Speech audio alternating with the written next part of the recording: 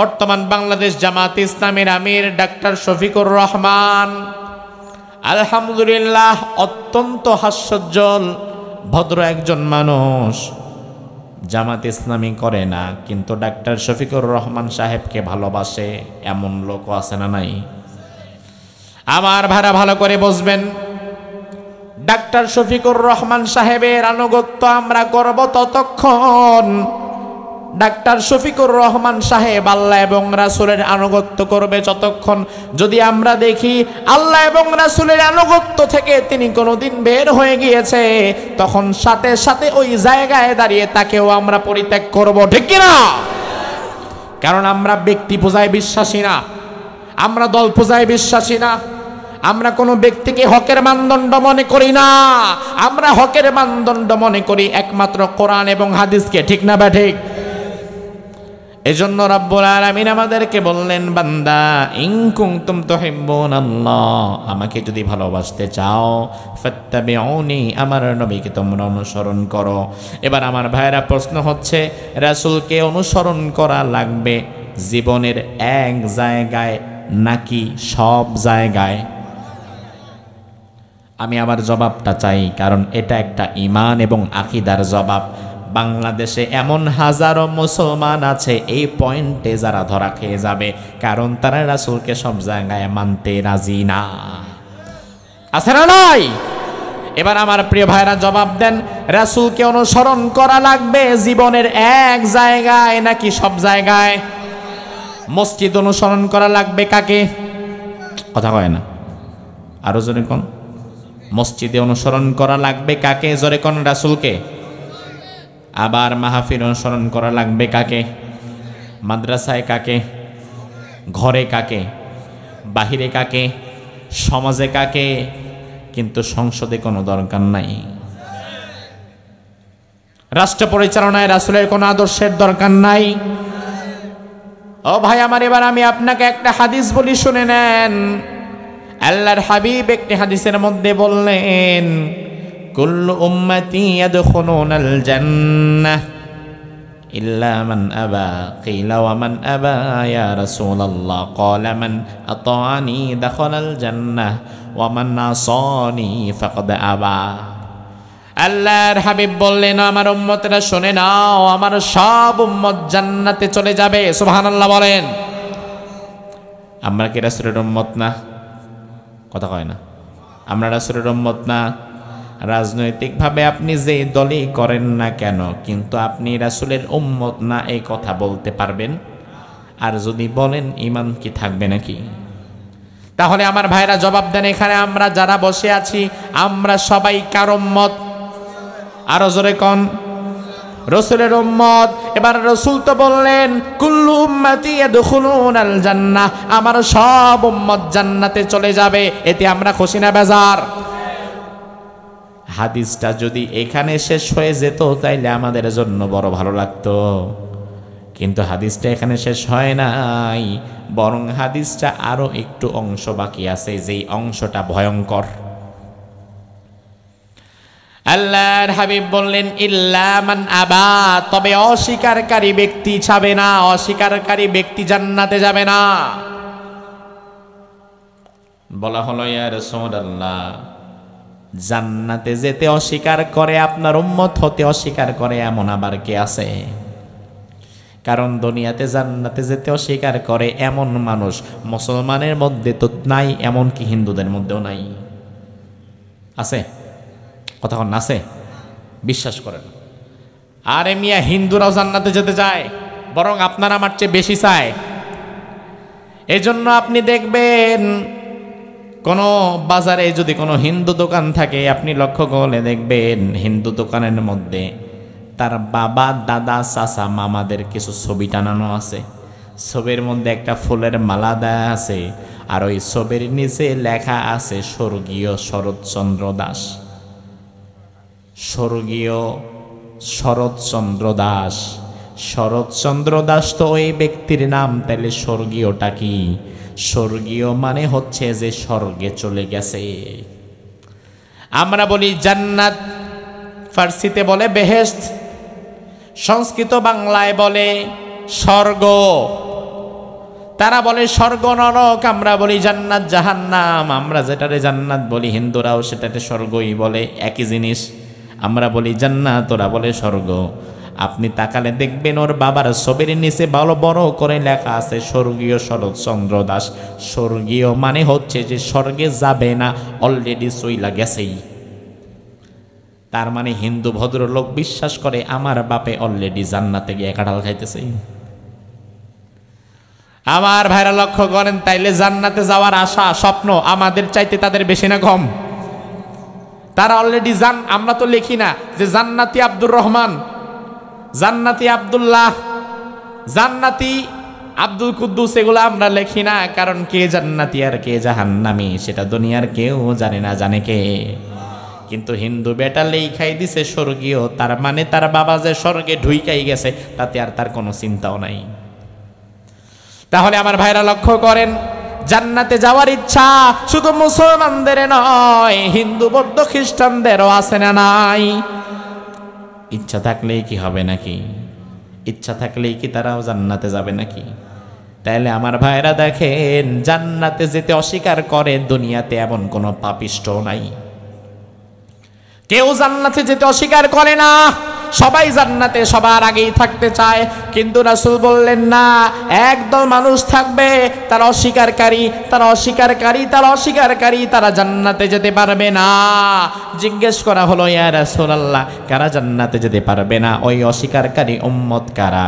রাসূল এবারে বললেন, মান আতাআনি দাখালাল জান্নাহ ওয়া মান আসানি ফাকাদ আবা। আমি নবীর জীবনের সবখানে, আমি নবীকে জীবনের সর্বত্র যে অনুসরণ করবে সে জান্নাতে চলে যাবে, আর আমি নবীর জীবনের সবখানে যে অনুসরণ করবে না সে অস্বীকারী উম্মত হয়ে জাহান্নামে থাকা লাগবে। এবার এই হাদিসের মানদণ্ডে আপনার কাছে আমি জানতে চাইব, ভাই বাংলাদেশে অস্বীকারী উম্মতের সংখ্যা আছে না নাই? জবাব দেন। বেশি না কম? রাসূলকে অনুসরণ করে না বিষয়টা এমন নয়, বরং অনুসরণ করে সুবিধা মতো। যে পয়েন্টের সুবিধা আছে ওই পয়েন্টে অনুসরণ করে। যেমন বাংলাদেশের মানুষ দাড়ি রাখে, আলহামদুলিল্লাহ। পৃথিবীর অনেক দেশের মুসলমান এত দাড়ি রাখে না যেটা বাংলাদেশের মানুষ রাখে। কাবার একজন ইমাম আছে, অল্প বয়স্কা ইমাম, তিনি দাড়ি আমাদের মতো এত বড় করে না। অথচ বাংলাদেশ ওই বেটা আসলে তারে নিয়ে এমন ফতোয়া দেয়া যাইতো যে বেটা কাফেরের পেছনে নামাজি হবে না, ঠিক কিনা? কারণ বাংলাদেশে ফতোয়া বেশি না কম? বাহিরের অনেক দেশে দেখবেন জুমার দিন খতিব সাহেব মিম্বারে জুমার খুতবা দিচ্ছে, অথচ একটা শার্ট পরা, প্যান্ট পরা, টাই পরা, কিন্তু খুতবার মধ্যে ঈমান, ইসলাম, জিহাদ নিয়ে এত সুন্দর কথা বলে যেগুলো আমরাও বলতে পারি না। অথচ ওই শার্ট প্যান্ট পরা ব্যক্তি যদি বাংলাদেশে কোনো মসজিদে আইসা ইমামতি করতে দাঁড়ায়, আপনারা নিজেরাই তো ধাক্কায়া তারে শেষ কাতারে পাঠিয়ে দিবেন। তার কারণ কথা হচ্ছে, বেটা তোর দাড়ি নাই, তোর পোশাকের ঠিক নাই, তুই আবার ইমাম হবি কেমনি? তার মানে বাংলাদেশের মানুষ ভেতরের তাকওয়ার চাইতে, জ্ঞানের চাইতে বাহিরের লেবাস পোশাকটারে বেশি প্রাধান্য দেয়। এজন্য বাংলাদেশে বাহিরের পোশাক পরিচ্ছদকে বেশি প্রাধান্য দেওয়ার কারণে আমাদের নেতারাও মাশাআল্লাহ চালাক। নির্বাচনের আগে 10 টাকার টুপি আর 200 টাকার পাঞ্জাবি একটা লাগায়া আল্লাহ দিলে সুন্দর করে সালাম একটা দেয়া ভোট চাইতে আসে। এতদিন পাঞ্জাবি পরে না, কিন্তু হঠাৎ করে নির্বাচনের আগে মাথায় টুপি লাগায়, গায়ে পাঞ্জাবি লাগায়। নির্বাচনের আগে মাথায় টুপি লাগায়, গায়ে পাঞ্জাবি লাগায় ভোট চাইতে আসে, আল্লাহর দোহাই দেয়। কিন্তু নির্বাচনে জিতার পরে আবার টুপিওয়ালা, দাড়িওয়ালা, কালেমাওয়ালা, আল্লাহওয়ালা মানুষগুলোরাই ধরে ধরে আবার জেলে দেয়।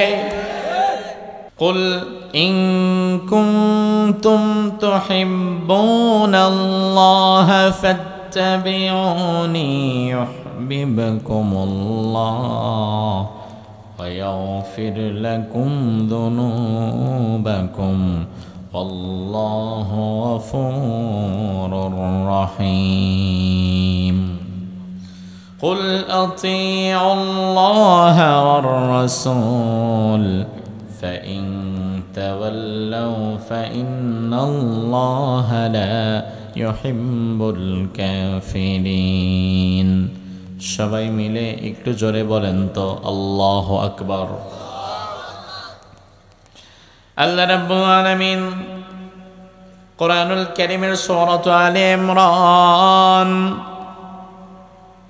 এই সূরার 31 নম্বর আয়াতের মধ্যে বললেন, কুল, ও নবী আপনি বলে দেন, আপনার সাহাবায়ে কেরামদের বলে দেন, এবং দুনিয়াতে কিয়ামতের আগ পর্যন্ত আপনার যত উম্মতেরা দুনিয়াতে আসবে সকলকেই বলে দেন, ইন কুনতুম, যদি তোমরা চাও, তুহিব্বুনাল্লাহ,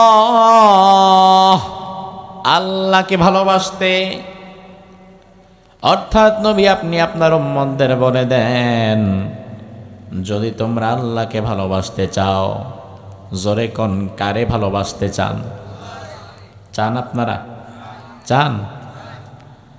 দুনিয়াতে মুসলমান ছাড়াও আরো কিছু ধর্মের মানুষের বসবাস আছে না নাই? খ্রিস্টান, ইহুদি। তাফসীরের মধ্যে এসেছে, ইহুদিদেরকে যখন প্রশ্ন করা হতো তোমরা কাকে ভালোবাসো, ইহুদিরা বলতো আমরা আল্লাহকে ভালোবাসি। খ্রিস্টানদের প্রশ্ন করা হলো, খ্রিস্টানেরা তোমরা কাকে ভালোবাসো, খ্রিস্টানেরা বলল আমরা আল্লাহকে ভালোবাসি। ইহুদিরাও বলল আল্লাহকে ভালোবাসি, খ্রিস্টানেরাও বলল আল্লাহকে ভালোবাসি। কিন্তু ইহুদিদের আল্লাহকে ভালোবাসা আর খ্রিস্টানদের আল্লাহকে ভালোবাসা আর একজন ইমানদার মুমিনের আল্লাহকে ভালোবাসা এক নয়। ইহুদিরা মুখে আল্লাহকে ভালোবাসে, খ্রিস্টানেরাও মুখে আল্লাহকে ভালোবাসে, কিন্তু আসলে ইহুদি এবং খ্রিস্টানের ভালোবাসা মূলত সঠিক ভালোবাসা নয়। তার প্রমাণ হচ্ছে আপনি এমন একজনকে ভালোবাসলেন যার কোনো কথাই আপনি শোনেন না, যার কোনো আদেশ নিষেধ আপনি মানেন না, কিন্তু আপনি মুখে বলেন আপনি তারে বড় বেশি ভালোবাসেন, বস্তুত আপনি ভালোবাসেন না, আপনি মিথ্যাবাদী, ধোঁকাবাজ। কথা কোন ঠিক কিনা? কথা বুঝলে কিছু হানা বলবেন, তাহলে আমি বুঝবো যে আপনারা আমার ভাষাও বোঝেন। শুধু হুজুরের ভাষায় বুঝলে হবে?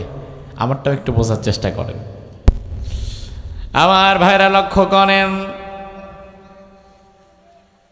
আপনি ধরেন আপনি বললেন যে আমি জিয়াউর রহমানকে অনেক ভালোবাসি, প্রাণের চেয়ে বেশি ভালোবাসি, অথচ আপনি জিয়াউর রহমানের মতে চলেন না, জিয়াউর রহমানের আদর্শে আদর্শবান নয়, জিয়াউর রহমানের কোনো কথাই আপনি মানেন না। তাইলে বিএনপির লোকেরা ভালো করেই বুঝবে আপনি মুখে যদিও জিয়াউর রহমানের ভালোবাসার কথা বলেন, আসলে ভালোবাসেন না। যদি বাসতেন আপনি তারে অনুসরণ করতেন। দুনিয়ার ইহুদিরা বলে আমরা আল্লাহকে ভালোবাসি, খ্রিস্টানেরাও বলে আমরা আল্লাহকে ভালোবাসি, অথচ আসলে তাদের ভালোবাসাটা সঠিক নয়। তার কারণ হচ্ছে ইহুদি এবং খ্রিস্টানেরা তারা যদি আল্লাহকেই ভালোবাসতো তাইলে কোরআনে আল্লাহর যত আদেশ এবং নিষেধ আছে তারাও মেনে নিত। তাদের না মানাই প্রমাণ করে তারা আসলে মৌখিকভাবে ভালোবাসার কথা বললেও কার্যত তারা ভালোবাসে না, তারাও মিথ্যাবাদী, ধোঁকাবাজ। ঠিক না ঠিক? তাহলে আমার ভাইরা, ইহুদিরা বাদ পড়ে গেল ভালোবাসার মানদণ্ড থেকে, খ্রিস্টানেরাও বাদ পড়ে গেল ভালোবাসার মানদণ্ড থেকে। এবার আসি শুধু আমরা যারা ইমানদার, আমরা যারা মুসলমান, আমরা যারা আখেরি পয়গাম্বার নবী মুহাম্মদুর রাসূলুল্লাহর উম্মত আমরা যারা আছি, এবার আমরা যেহেতু আছি, এবার আল্লাহ রাব্বুল আলামিন আমাদের বলছেন, ও ইমানদারেরা শোনো, তুহিব্বুনাল্লাহ, তোমরা যদি আমি আল্লাহকে ভালোবাসতে চাও, ফাত্তাবিউনি, তাহলে আমার নবীকে তোমরা অনুসরণ করো। কাকে অনুসরণ? কাকে? কোন নবীকে? ঈসা নবীকে, মুসা নবীকে, ইব্রাহিম নবীকে, নূহ আলাইহিস সালামকে? আল্লাহ যে এখানে বললেন আমার নবীকে অনুসরণ করো, এখানে আল্লাহ মূলত কোন নবীকে বুঝিয়েছেন? মুহাম্মদ সাল্লাল্লাহু আলাইহি ওয়াসাল্লাম।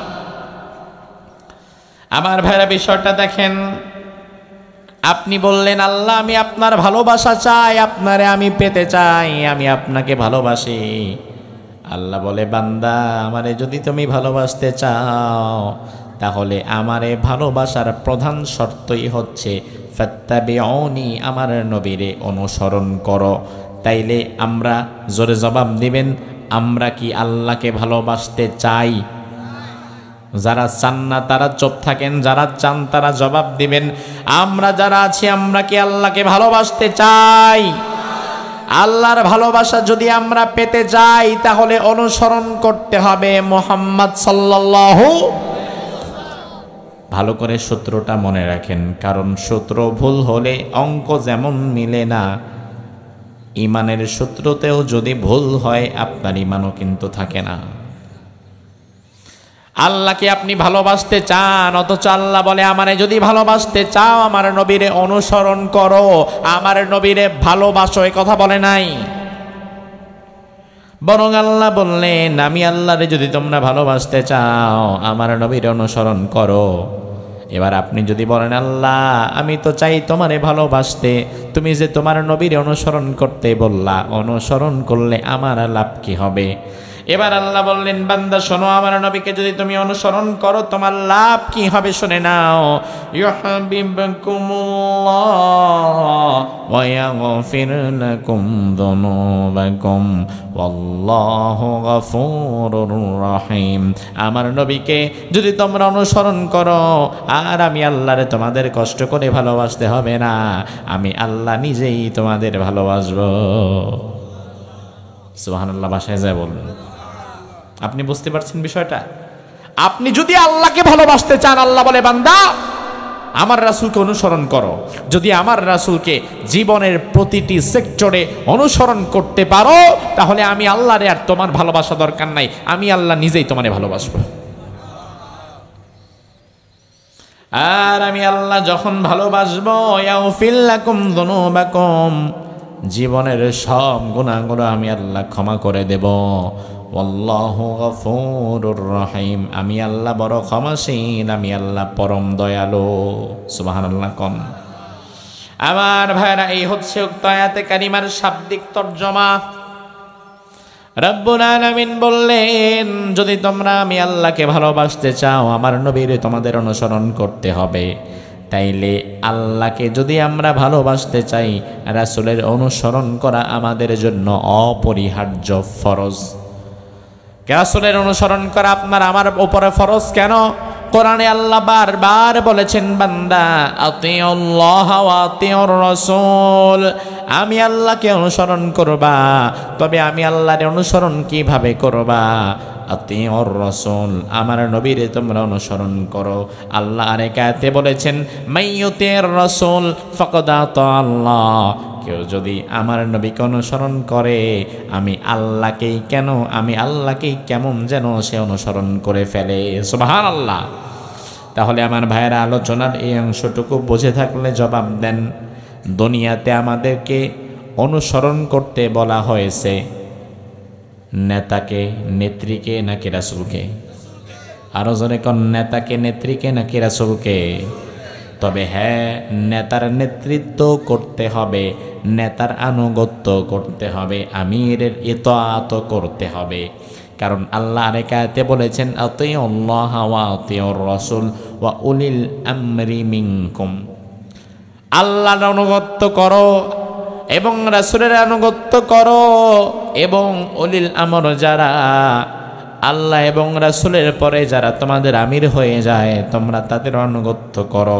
এজন্য রাসূলুল্লাহর পরে গোটা মুসলিম উম্মাহ আবু বকরের আনুগত্য করেছে, আবু বকরের পরে গোটা মুসলিম উম্মাহ ওমরের আনুগত্য করেছে, ওমরের পরে গোটা মুসলিম উম্মাহ ওসমানের আনুগত্য করেছে, ওসমানের পরে গোটা মুসলিম উম্মাহ আলীর আনুগত্য করেছে। তাহলে ইসলামে আমিরের আনুগত্য করার একটা বিধানও আছে না নাই? তবে আমার ভাইরা বিষয়টা ভালো করে মনে রাখবেন, ইসলামে আমিরের আনুগত্য করতে হবে, নেতার আনুগত্য করতে হবে, দলের আনুগত্য করতে হবে, কিন্তু নির্দিষ্ট একটা লিমিটেশন পর্যন্ত। তাদের আনুগত্যে একটা ব্যারিকেড আছে, বাউন্ডারি আছে। বাউন্ডারিটা হচ্ছে আমি আমার আমিরের আনুগত্য করব ততক্ষণ, আমার আমির আল্লাহ এবং রাসূলের আনুগত্যের মাঝে থাকবে যতক্ষণ। কথা বল না। আমি আমার নেতার আনুগত্য করব ততক্ষণ, আমার নেতা আল্লাহ এবং রাসূলের আনুগত্য করবে ততক্ষণ। ঠিক না ব্যাঠিক? কিন্তু আমি আমার নেতার আনুগত্য বাদ দিয়ে দিব, আমি আমার আমিরের আনুগত্য ছুঁড়ে ফেলবো যদি আমি দেখি আমার নেতা আমার আমির আল্লাহ এবং রাসূলের আনুগত্যের বাহিরে চলে গিয়েছে। ঠিক না ব্যাঠিক? তাহলে নেতার আনুগত্য আমিরের আনুগত্য আমরা করব ততক্ষণ, আমার নেতা আমার আমির আল্লাহ এবং রাসূলের আনুগত্য করবে যতক্ষণ। কারণ আমি আমার নেতার মাধ্যমে জান্নাতে যেতে পারবো না, আমি আমার আমিরের মাধ্যমেও জান্নাতে যেতে পারবো না। জান্নাতে যেতে হলে আল্লাহ এবং রাসূলকে দরকার আছে না নাই? আমার ভাইরা ভালো করে বুঝবেন বিষয়টা। ওমর ফারুক রাদিয়াল্লাহু আনহু মুসলিম বিশ্বের খলিফা নির্বাচিত হলেন প্রথম যেদিন। মুসলিম বিশ্বের খলিফা নির্বাচিত হওয়ার পরে মদিনার মসজিদে নববীতে ওমর ফারুক হাজার হাজার মানুষকে ডেকে বললেন, ও মদিনাবাসী শুনে যাও। মদিনার হাজার হাজার মানুষ মসজিদে নববীতে চলে এসেছে দেখে ওমর কি বলে। এবার ওমর বললেন, ও মদিনার মানুষেরা শুনে নাও, আতিউনি মা তাতুল্লাহ ওয়া রাসূলাহ। ও মদিনাবাসী, আজকে থেকে আমি তোমাদের খলিফা, আজকে থেকে আমি তোমাদের আমির। আমিরের আনুগত্য করা ইসলামে ফরজ। তোমরা আমার আনুগত্য করবা। সবাই বলে জি করব। আমি যা বলবো তাই শুনবা? হ্যাঁ শুনবো। এবার ওমর বললেন, ও মদিনাবাসী শুনে নাও, আতিউনি মা আতাতুল্লাহ ওয়া রাসূলাহ। তোমরা সবাই আমি ওমরের আনুগত্য করবা ততক্ষণ, আমি ওমর আল্লাহ এবং রাসূলের আনুগত্য করব যতক্ষণ। ফাইন নাসাইতুল্লাহ ওয়া রাসূলাহ ফাসাদ্দিদুনি। যদি কোনোদিন দেখতে পাও আমি ওমর আল্লাহ এবং রাসূলের আনুগত্য থেকে বের হয়ে গিয়েছি, আমি ওমর আল্লাহ এবং রাসূলের আনুগত্য আর করছি না, ফাসাদ্দিদুনি, সেদিন আমার আনুগত্য করা তো দূরে থাক, সেদিন আমি ওমরকেও তোমরা ধরে সোজা করে দিবা। কত বড় কথা! তিনি বলতে পারতেন, আমি যেদিন আল্লাহ এবং রাসূলের আনুগত্য থেকে বের হয়ে যাব, যেই দিন আমি আল্লাহ এবং রাসূলের হুকুম থেকে বের হয়ে যাব, সেদিন তোমরাও আর আমারে মানবা না। কিন্তু তিনি মানবা না বলে বললেন, আমি ওমর যেদিন আল্লাহ এবং রাসূলের আনুগত্য থেকে বের হয়ে যাব, সেদিন ফাসাদ্দিদুনি, তোমরা আমি ওমরের ঘাড় ধরে সোজা করে দিবা, টাইট দিয়ে দিবা। এরপরে ওমর এক বুড়া মুরব্বীর দিকে তাকায় বললেন, মুরব্বী বাবাজি, আজকে থেকে তো আমি খলিফাতুল মুসলিমিন, আমি তো প্রেসিডেন্ট হয়ে গেলাম। এবারে প্রেসিডেন্ট হওয়ার পরে যদি আমি ওমর ভুল করি তাইলে তুমি কি করবা? দাড়ি পাকা মুরব্বী সামনের কাতারে বসা। মুরব্বী এবার দাঁড়িয়ে বলে, ওমর, খলিফা হওয়ার পরে যদি তুমি ভুল করো, মসজিদে ইমাম যখন ভুল করে ইমামরা যেমন লোকমা দিয়া সোজা করে দেই, তোমারও লোকমা দিয়া সোজা করে দেব। সুবহানাল্লাহ কয় না? কথাটা কত সুন্দর।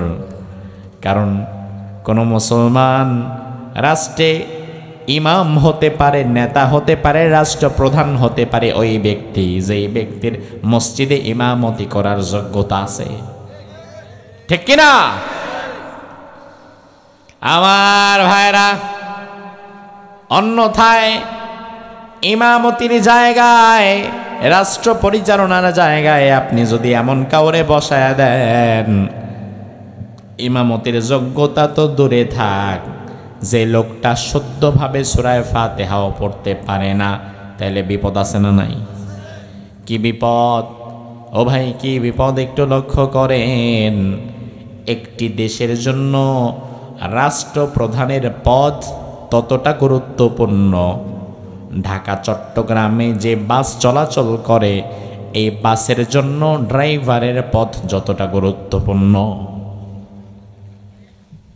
আমি আবার আপনাদেরকে একটু বোঝাই, লক্ষ্য করে বুঝবেন ভাইরা আমার। আপনি আজকে আগামীকাল আপনাকে ঢাকা যেতে হবে। ঢাকা যাওয়ার জন্য যদি আপনাদের এই গ্রামের কোনো মানুষ চেষ্টা করে আগামীকাল ফজরের পরে আপনি একটা বাসে উঠবেন, তাহলে বাসে উঠতে হয় কোন স্টেশন থেকে? কোন স্টেশন থেকে? হ্যাঁ, দামপাড়া। আচ্ছা, এবার আপনি স্টেশনে চলে গেলেন, বাসে উঠবেন। ভোর 5টার দিকে একটা গাড়ি এখান থেকে ছেড়ে ঢাকার দিকে যাবে। বাসের টিকিট কেটে ফেললেন অনলাইনে, সুপারভাইজারের সাথেও কথা বলে নিলেন ভোর 5টার দিকে। এবার আপনি গাড়িতে গিয়ে বসলেন। বসার পরে দেখেন আলহামদুলিল্লাহ গাড়িতে আরেকজন হুজুর আছে, সামনে হাজী সাহেব আছে, পেছনে গাজী সাহেব আছে, অনেক বড় বড় আলেম ওলামায়ে কেরাম গাড়িতে বসা। এবার আপনি আলহামদুলিল্লাহ গাড়িতে উঠে সুন্দরভাবে হাজী রুমালটা মাথায় দিয়ে তসবিহ একটা নিয়ে সুবহানাল্লাহ সুবহানাল্লাহ জিকির করতেছেন। খুব খুশি হয়ে গেছেন। আল্লাহ, এমন গাড়িতে অনেক সময় ডানে মেয়ের সিট, পাশে একটা মেয়ের সিট, ডানে বেডি বামে বেডি, সামনে আরেকজন গান বাজায়, থাকা যায় না। কিন্তু আজকে দেখি মাশাআল্লাহ গাড়ির পরিবেশ অনেক সুন্দর, অনেক হাজী সাহেব, নামাজি মানুষ, সবার হাতে হাতে তসবিহ, সবার মুখে মুখে আল্লাহর জিকির। আপনি খুশি হয়ে গেলেন। এবার গাড়ির সিটের মধ্যে হেলান দিয়ে সুবহানাল্লাহ সুবহানাল্লাহ সুবহানাল্লাহ পড়াশোনা করলেন। ও ভাই আমার, কিন্তু দুর্ভাগ্যজনক বিষয় হচ্ছে ওই গাড়ির ড্রাইভার, যিনি গাড়ির ড্রাইভিং সিটে যে বসে আছে, লোকটা গাড়িতে ওঠার আগে 2 বোতল খায়া উঠছে। এবার একবার গাড়ি ডানে যায় আর একবার বামে যায়, এবার একবার গাড়ি ডানে যায় আর একবার বামে যায়। আপনি দেখলেন সর্বনাশ, গাড়ির সামনের সিটে যে বসে আছে ড্রাইভার, সে তো দেখি মাতাল। এবার আপনি চিন্তা করলেন যা আছে কপালে, মাতাল হোক আর যাই হোক তাতে আমার কি, আমি আমার সুবহানাল্লাহ সুবহানাল্লাহ সুবহানাল্লাহ চালাইতেই থাকি। এবার আপনি আল্লাহর জিকিরের গতি আরো বাড়ায়া দিলেন। আল্লাহ দিলে 100 দানার তসবিহ মোটামুটি 2-4-5 মিনিটে আপনার একবার খতম হইতেছে।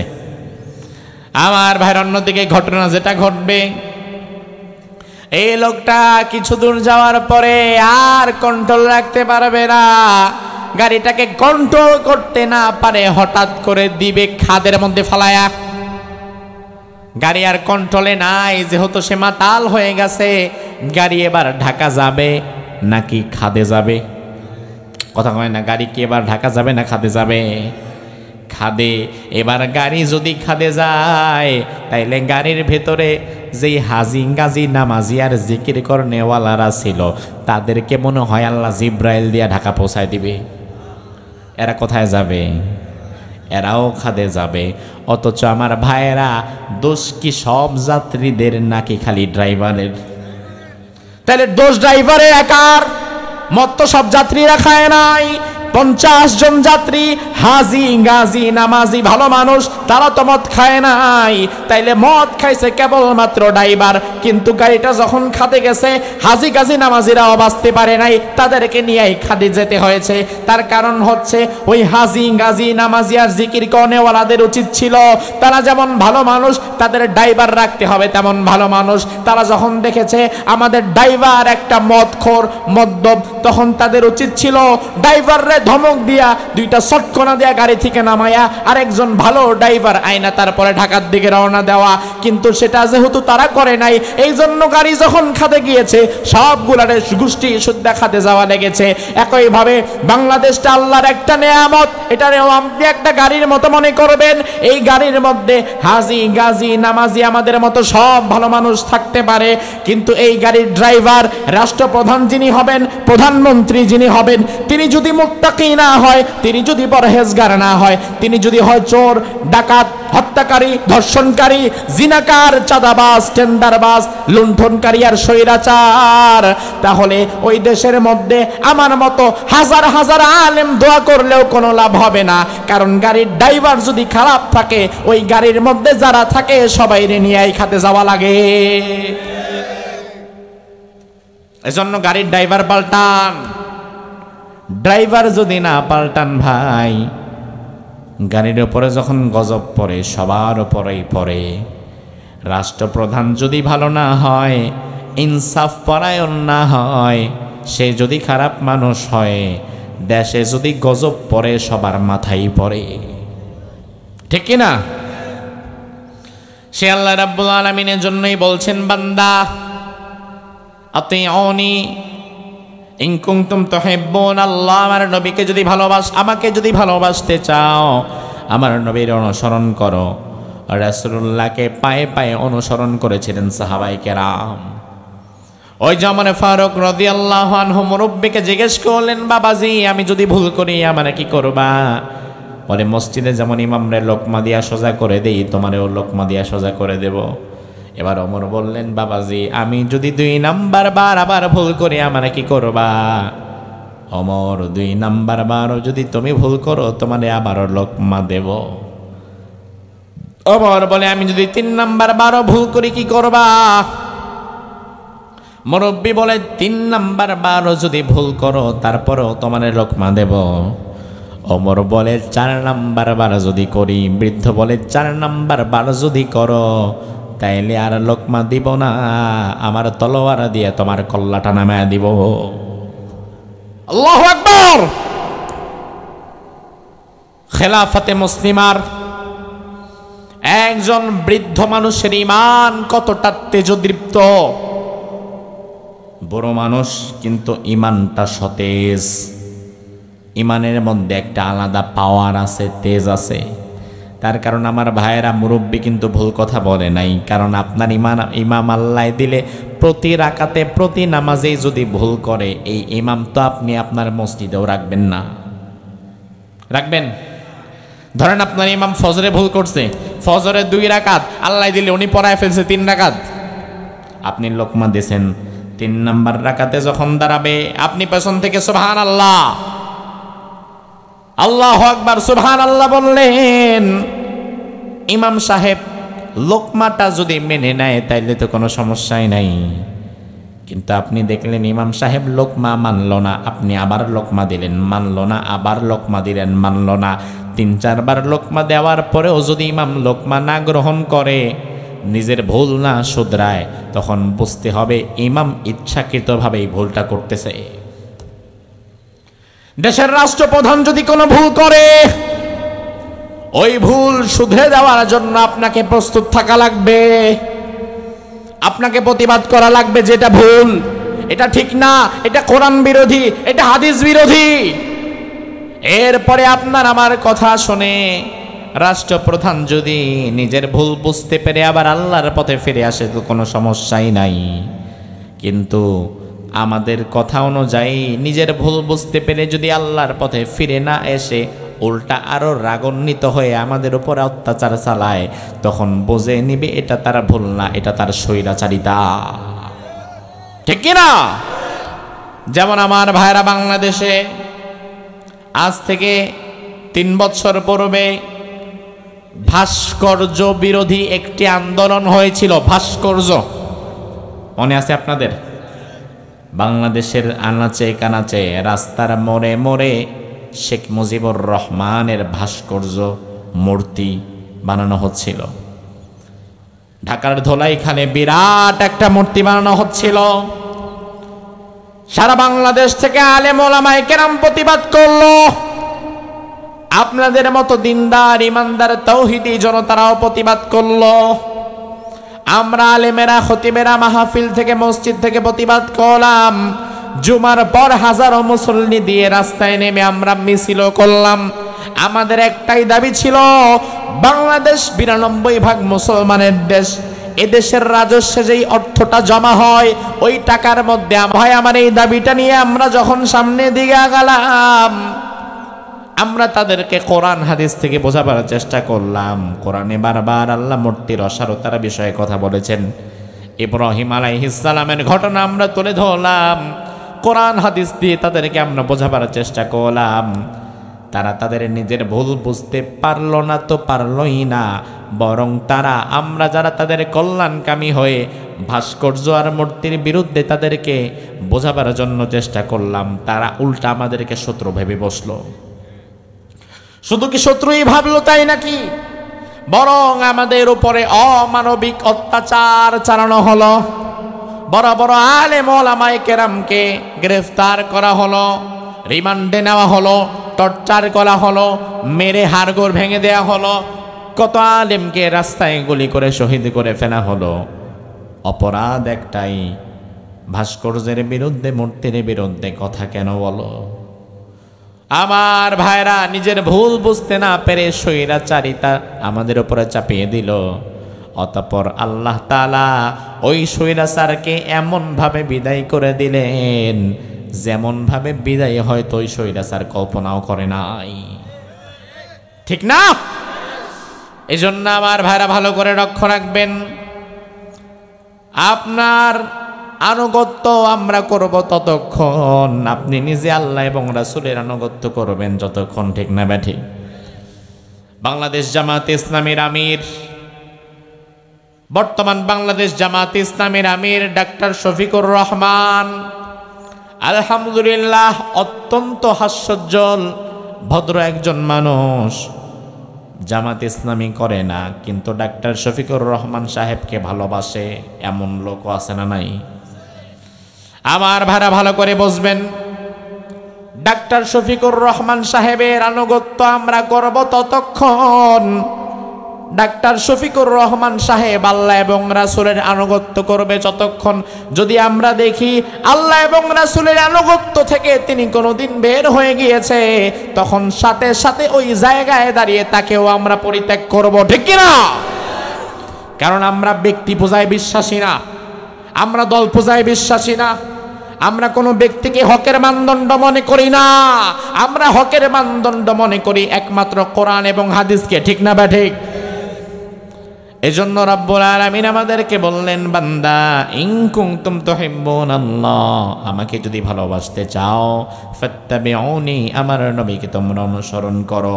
এবার আমার ভাইরা প্রশ্ন হচ্ছে, রাসূলকে অনুসরণ করা লাগবে জীবনের এক জায়গায় নাকি সব জায়গায়? আমি আবার জবাবটা চাই, কারণ এটা একটা ঈমান এবং আকীদার জবাব। বাংলাদেশে এমন হাজারো মুসলমান আছে এই পয়েন্টে যারা ধরা খেয়ে যাবে, কারণ তারা রাসূলকে সব জায়গায় মানতে রাজি না। আছে না নাই? এবার আমার প্রিয় ভাইরা জবাব দেন, রাসূলকে অনুসরণ করা লাগবে জীবনের এক জায়গায় নাকি সব জায়গায়? মসজিদ অনুসরণ করা লাগবে কাকে? কথা কয় না, আরো জোরে কোন? মসজিদে অনুসরণ করা লাগবে কাকে? জোরে কোন? রাসূলকে। আবার মাহফিল অনুসরণ করা লাগবে কাকে? মাদ্রাসায় কাকে? ঘরে কাকে? বাহিরে কাকে? সমাজে কাকে? কিন্তু সংসদে কোনো দরকার নাই। রাষ্ট্র পরিচালনায় রাসূলের কোনো আদর্শের দরকার নাই। ও ভাই আমার, এবার আমি আপনাকে একটা হাদিস বলি, শুনে নেন। আল্লাহর হাবিব একটি হাদিসের মধ্যে বললেন, কুল্লু উম্মতি ইয়াদখুলুনাল জান্নাহ ইল্লা মান আবা। কিলা ওয়া মান আবা ইয়া রাসূলুল্লাহ? ক্বালা মান আতাআনি দাখালাল জান্নাহ ওয়া মান আসানি ফাকাদ আবা। আল্লাহর হাবিব বললেন, আমার উম্মতেরা শুনে নাও, আমার সব উম্মত জান্নাতে চলে যাবে। সুবহানাল্লাহ বলেন। আমরা কি রাসূলের উম্মত না?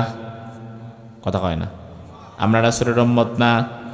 রাজনৈতিকভাবে আপনি যে দলই করেন না কেন, কিন্তু আপনি রাসূলের উম্মত না এই কথা বলতে পারবেন? আর যদি বলেন, ঈমান কি থাকবে নাকি? তাহলে আমার ভাইরা জবাব দেন, এখানে আমরা যারা বসে আছি আমরা সবাই কার উম্মত?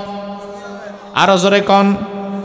রাসূলের উম্মত। এবার রাসূল তো বললেন, কুল্লু উম্মতি ইয়াদখুলুনাল জান্নাহ, আমার সব উম্মত জান্নাতে চলে যাবে। এতে আমরা খুশি না বেজার? হাদিসটা যদি এখানে শেষ হয়ে যেত তাইলে আমাদের জন্য বড় ভালো লাগতো, কিন্তু হাদিসটা এখানে শেষ হয় নাই, বরং হাদিসটা আরো একটু অংশ বাকি আছে, যেই অংশটা ভয়ঙ্কর।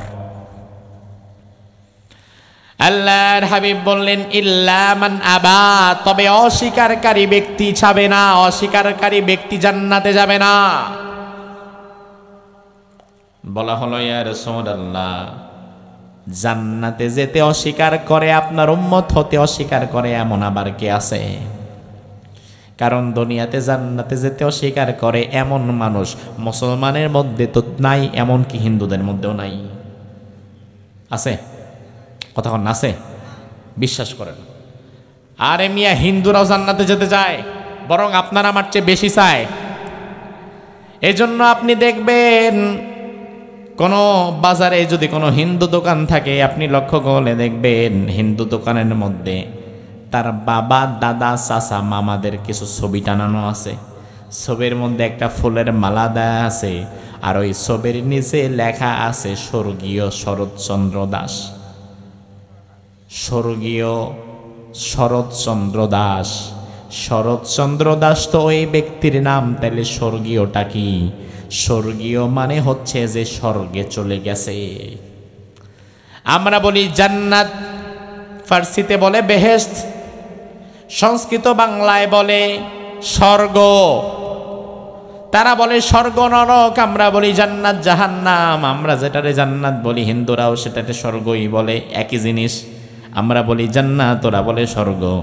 আপনি তাকালে দেখবেন ওর বাবার ছবির নিচে ভালো বড় করে লেখা আছে স্বর্গীয় শরৎচন্দ্র দাস। স্বর্গীয় মানে হচ্ছে যে স্বর্গে যাবে না, অলরেডি চইলা গেছেই। তার মানে হিন্দু ভদ্রলোক বিশ্বাস করে আমার বাপে অলরেডি জান্নাতে গিয়ে কাঁঠাল খাইতেছে। আমার ভাইরা লক্ষ্য করেন, তাইলে জান্নাতে যাওয়ার আশা, স্বপ্ন আমাদের চাইতে তাদের বেশি না কম? তারা অলরেডি আমরা তো লিখি না যে জান্নাতি আব্দুর রহমান, জান্নাতি আব্দুল্লাহ, জান্নাতি আব্দুল কুদ্দুস, এগুলো আমরা লিখি না। কারণ কে জান্নাতি আর কে জাহান্নামী সেটা দুনিয়ার কেউ জানে না। জানে কে? কিন্তু হিন্দু বেটা লেখাই দিছে স্বর্গীয়, তার মানে তার বাবা যে স্বর্গে ঢুইকাই গেছে, তাতে আর তার কোনো চিন্তাও নাই। তাহলে আমার ভাইরা লক্ষ্য করেন, জান্নাতে যাওয়ার ইচ্ছা শুধু মুসলমানদের নয়, হিন্দু, বৌদ্ধ, খ্রিস্টানদেরও আছে না নাই? ইচ্ছা থাকলেই কি হবে নাকি? ইচ্ছা থাকলেই কি তারাও জান্নাতে যাবে নাকি? তাইলে আমার ভাইরা দেখেন, জান্নাতে যেতে অস্বীকার করে দুনিয়াতে এমন কোনো পাপিষ্ঠ নাই। কেউ জান্নাতে যেতে অস্বীকার করে না, সবাই জান্নাতে সবার আগেই থাকতে চায়। কিন্তু রাসূল বললেন না, একদল মানুষ থাকবে তারা অস্বীকারী, তারা জান্নাতে যেতে পারবে না। জিজ্ঞেস করা হলো, ইয়া রাসূলুল্লাহ, কারা জান্নাতে যেতে পারবে না? ওই অস্বীকারী উম্মত কারা? রাসূল এবারে বললেন, মান আতানি দাখালাল জান্নাহ ওয়া মান আসানি ফাকাদ আবা। আমি নবীর জীবনের সবখানে, আমি নবীকে জীবনের সর্বত্র যে অনুসরণ করবে সে জান্নাতে চলে যাবে, আর আমি নবীর জীবনের সবখানে যে অনুসরণ করবে না সে অস্বীকারী উম্মত হয়ে জাহান্নামে থাকা লাগবে। এবার এই হাদিসের মানদণ্ডে আপনার কাছে আমি জানতে চাইব, ভাই, বাংলাদেশে অস্বীকারী উম্মতের সংখ্যা আছে না নাই? জবাব দেন। বেশি না কম? রাসূলকে অনুসরণ করে না বিষয়টা এমন নয়, বরং অনুসরণ করে সুবিধা মতো। যে পয়েন্টের সুবিধা আছে ওই পয়েন্টে অনুসরণ করে। যেমন বাংলাদেশের মানুষ দাড়ি রাখে, আলহামদুলিল্লাহ। পৃথিবীর অনেক দেশের মুসলমান এত দাড়ি রাখে না যেটা বাংলাদেশের মানুষ রাখে। কাবার একজন ইমাম আছে, অল্প বয়স্কা ইমাম, তিনি দাড়ি আমাদের মতো এত বড় করে না। অথচ বাংলাদেশ ওই বেটা আসলে তারে নিয়ে এমন ফতোয়া দেয়া যাইতো যে বেটা কাফেরের পেছনে নামাজি হবে না। ঠিক কিনা? কারণ বাংলাদেশে ফতোয়া বেশি না কম? বাহিরের অনেক দেশে দেখবেন জুমার দিন খতিব সাহেব মিম্বারে জুমার খুতবা দিচ্ছে, অথচ একটা শার্ট পরা, প্যান্ট পরা, টাই পরা, কিন্তু খুতবার মধ্যে ঈমান, ইসলাম, জিহাদ নিয়ে এত সুন্দর কথা বলে যেগুলো আমরাও বলতে পারি না। অথচ ওই শার্ট প্যান্ট পরা ব্যক্তি যদি বাংলাদেশে কোনো মসজিদে আইসা ইমামতি করতে দাঁড়ায়, আপনারা নিজেরাই তো ধাক্কায়া তারে শেষ কাতারে পাঠিয়ে দিবেন। তার কারণ কথা হচ্ছে, বেটা তোর দাড়ি নাই, তোর পোশাকের ঠিক নাই, তুই আবার ইমাম হবি কেমনি? তার মানে বাংলাদেশের মানুষ ভেতরের তাকওয়ার চাইতে, জ্ঞানের চাইতে বাহিরের লেবাস পোশাকটারে বেশি প্রাধান্য দেয়। এজন্য বাংলাদেশে বাহিরের পোশাক পরিচ্ছদকে বেশি প্রাধান্য দেওয়ার কারণে আমাদের নেতারাও মাশাআল্লাহ চালাক।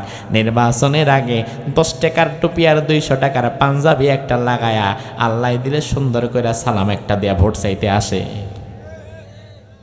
এতদিন পাঞ্জাবি পরে না, কিন্তু হঠাৎ করে নির্বাচনের আগে মাথায় টুপি লাগায়, গায়ে পাঞ্জাবি লাগায়, নির্বাচনের আগে মাথায় টুপি লাগায়, গায়ে পাঞ্জাবি লাগায় ভোট চাইতে আসে, আল্লাহর দোহাই দেয়।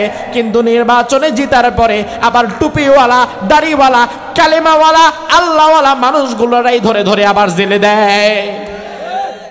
আছে না নাই? এগুলা মুমিন না মুনাফিক?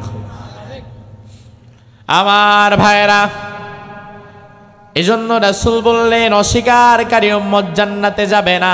অস্বীকারী উম্মতের তো বাংলাদেশে অভাব নাই। রাসূলুল্লাহকে জীবনের সবখানে অনুসরণ করে না এমন উম্মতই তো বেশি। বরং আমরা বাংলাদেশের মানুষের মধ্যে অস্বীকারী উম্মতের সংখ্যা সবচাইতে বেশি। বাংলাদেশের মানুষের মধ্যে এই ভাইরাস সবচাইতে বেশি। বাংলাদেশে এমন লক্ষ কোটি কোটি মানুষ আছে যারা সুবিধা মতো রাসূলকে মানে, যে যে জায়গায় রাসূলকে মানলে কোনো অসুবিধা নাই ওই জায়গায় রাসূলকে মানে, যে যে জায়গায় রাসূলকে মানলে অসুবিধা আছে ওইখানে আর মানে না, মানার চিন্তাও করে না। যেমন আমরা দাড়ি রাখি, জবাব দিবেন বাংলাদেশে দাড়ি রাখলে আমাদেরকে কেউ মারবে, কথা কয় না, হামলা দিবে, মামলা দিবে। তার মানে বাংলাদেশে দাড়ি রাখা নিরাপদ। এই যে আমরা মাশাআল্লাহ মাথায় টুপি পরি, গায়ে পাঞ্জাবি পরি, বাংলাদেশে মাথায় টুপি থাকলে কেউ কি মামলা দিবে, মাইট দিবে? তার মানে মোটামুটি মাথায় টুপি দেওয়াটাও নিরাপদ। এবার আপনি ওযু করার আগে একটা মেসওয়াক করলেন, মেসওয়াক করাটাও রাসূলের সুন্নাহ, রাসূলের আদর্শ। আপনি যদি বাংলাদেশে ওযু করার আগে মেসওয়াক করেন, সকাল সন্ধ্যা মেসওয়াক করেন নিয়মিত, তাইলে মেসওয়াক করার জন্য সরকার আপনারে 144 ধারা জারি করে মামলা দিবে। তার মানে এটাও নিরাপদ।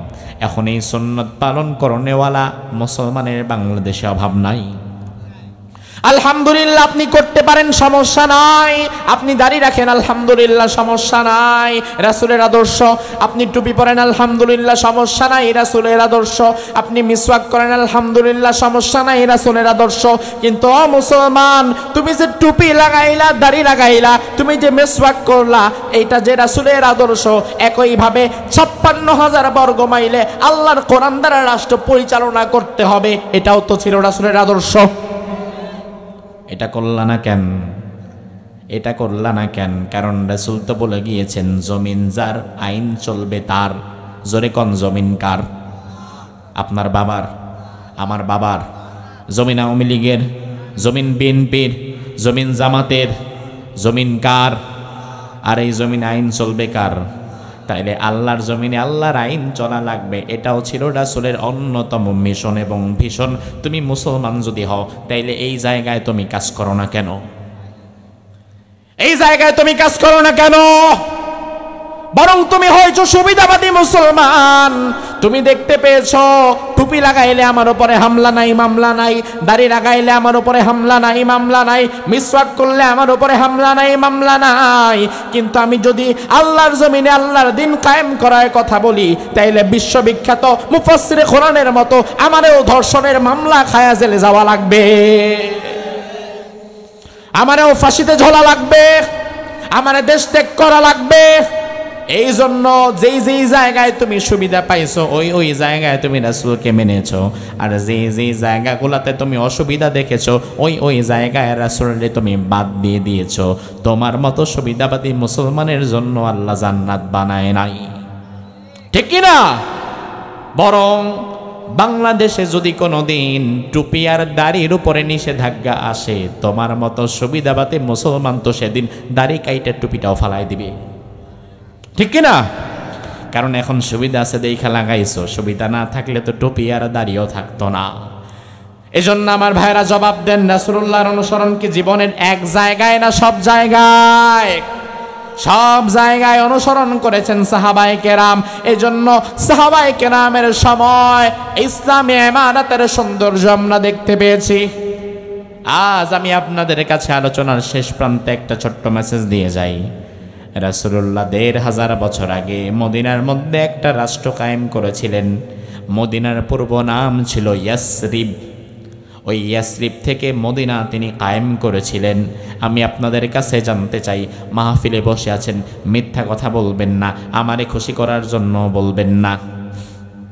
বর্তমান বাংলাদেশ এটা বেশি শান্তির না ১৫০০ বছর পূর্বে রাসূলুল্লাহ যে সমাজ কায়েম করেছিল মদিনায়, ওই মদিনা বেশি শান্তির? কথা কয় না। আমি আপনার কাছে জানতে চাই, রাসূলুল্লাহর সমাজ মদিনার চাইতে বর্তমান বাংলাদেশ কি অনেক বেশি ভালো? ভালো ভালো। রাসূলুল্লাহ যেই সমাজ কায়েম করেছিলেন সেখানে চুরি ছিল না, ডাকাতি ছিল না, হত্যা ছিল না, ধর্ষণ ছিল না, মানুষেরা নির্বিঘ্নে দরজা খুলে রেখে ঘুমাতে পারত। বর্তমান বাংলাদেশে চুরি আছে না নাই? ডাকাতি, হত্যা, ধর্ষণ, অন্যায়, অবিচার, অত্যাচার রয়েছে। তাইলে আমাদের বাংলাদেশকে আমরা আমেরিকার মতো, রাশিয়ার মতো, চায়নার মতো, ভারতের মতো দেখতে চাই না। এই বাংলাদেশকে ১৫০০ বছর আগে রাসূলুল্লাহর মদিনার মতোই আমরা দেখতে চাই, ঠিক কি না? আমেরিকার মতো সমাজ আমরা দেখতে চাই না। পাশ্চাত্যের সমাজ ব্যবস্থা আমার জন্য অনুকরণীয় নয়। রাশিয়া, চায়না কিংবা নয়াদিল্লির মতো সমাজও আমার দরকার নাই। আমার দরকার মদিনার মতো একটি সমাজ, যেই সমাজে আমি আমার স্ত্রী সন্তানকে নিয়ে নিরাপত্তার সাথে নির্বিঘ্নে থাকতে পারবো, আল্লাহর ইবাদত করতে পারবো। এমন সুন্দর সোনালী একটি সমাজ দেখার স্বপ্ন আপনাদেরও কি আছে না নাই? আপনাদেরও কি আছে ভাই? ইনশাআল্লাহ। এমন সমাজ গড়তে হলে, এমন সমাজ আল্লাহ তাআলা ফেরেশতা পাঠায় আপনারে বানায় দিবে না, বরং এমন সমাজ গড়তে হলে আমাদের প্রত্যেকেই নিজ নিজ জায়গা থেকে আগাতে হবে, ঠিক কিনা? আমাদের প্রত্যেককেই কাজ করা লাগবে। ৫ই আগস্টের পর আমি মনে করি আল্লাহ তাআলা যে সময় দিয়েছে, এই সময়টা আমাদের জন্য একটি নেয়ামত স্বরূপ। এই মুহূর্তে যদি আমরা আগামীর বাংলাদেশের জন্য সৎ, যোগ্য, আমানতদার নেতৃত্ব বাছাই করতে না পারি, আমরা যদি আবারও ভুল করি, তাহলে জুলুম, অত্যাচার থেকে আমরা বাঁচতে পারবো না। এক জালিমের গোষ্ঠী যাবে, আরেক জালিমের গোষ্ঠী প্রস্তুতি নিয়ে আসবে। যদি আমরা চাই একটি আদর্শবান সোনালী সমাজ গড়তে, ১৫০০ বছর পূর্বে রাসূলুল্লাহ মদিনায় যেইভাবে সমাজ ব্যবস্থা কায়েম করেছিলেন কোরআন প্রতিষ্ঠার মাধ্যমে, ওইভাবে আমাদেরকেও করতে হবে। এই জন্য রাসূলুল্লাহর